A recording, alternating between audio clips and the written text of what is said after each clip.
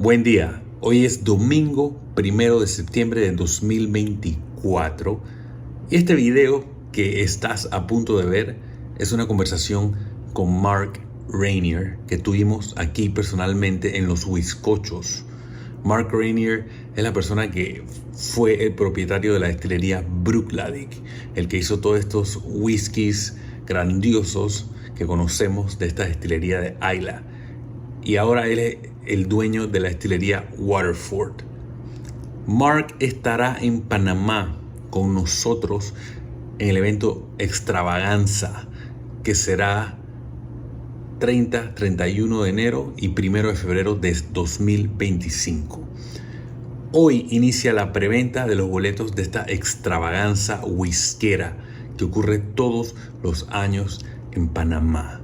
Y lo que vas a ver ahora es algo muy interesante acerca de su filosofía y te va a dar un poco de idea de lo que vamos a experimentar aquí en Panamá con él, su filosofía acerca del whisky.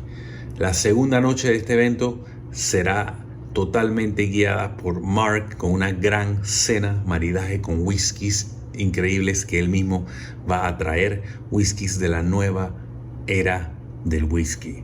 Y el resto de los 2 días tendremos whisky de muchas marcas, una variedad increíble de whiskies, desde whisky japonés, mucho whisky escocés, etc. Así que te dejo ahora con este clip y recuerda, estamos en la preventa, hay un bono gratuito para las primeras 30 personas que obtengan su boleto hoy en preventa y el website está abajo, extravaganzawhiskera.com. How far do you want to go with Waterford? Like what's the, it is a very unique, it's unique. No one did that and maybe no one will. How far, how big, how... Well, yeah, that's a good point.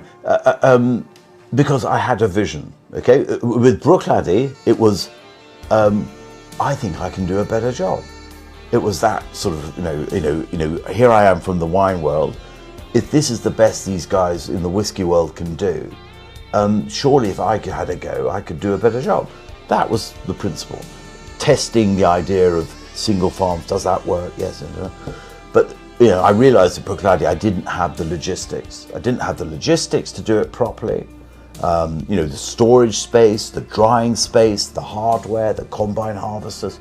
We didn't have even the will of my colleagues. It was like, oh, that's all a bit, difficult. It's your project. Yeah. So Waterford was a chance to actually set it out once and for all the way it should be. So we financed it accordingly to build, the whole logistical system, the traceability, the transparency, the logistics, the cathedral, the entrepot that stores these 35 farms a year that we harvest. So it keeps them each separate. So each farm has its own bin, so we can keep them all demonstrably separate. We dry them overnight so that they can be stored for 6-7 months until we malt them.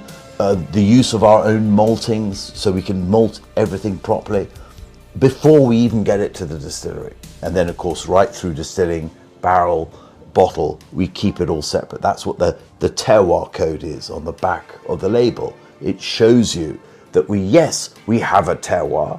You don't have to take my word for it. Here it is. You can see it. You can meet the farmer. You can listen to it. You can see the soils, the maps. And yes, we have the traceability. And yes, we have the transparency to share it with you. So that's what the whole principle of Waterford is about. It's taking it back to the farm. The principle of Waterford is probably not going to be repeated. It's a one-off. No one would be mad enough to set it out this way. It's a vision that I've put in play, and here I am able to deliver it. So those single farms are building blocks that we can then assemble together, like the wine guys, to create massive complexity, ultimate complexity, the likes of which has never been seen before.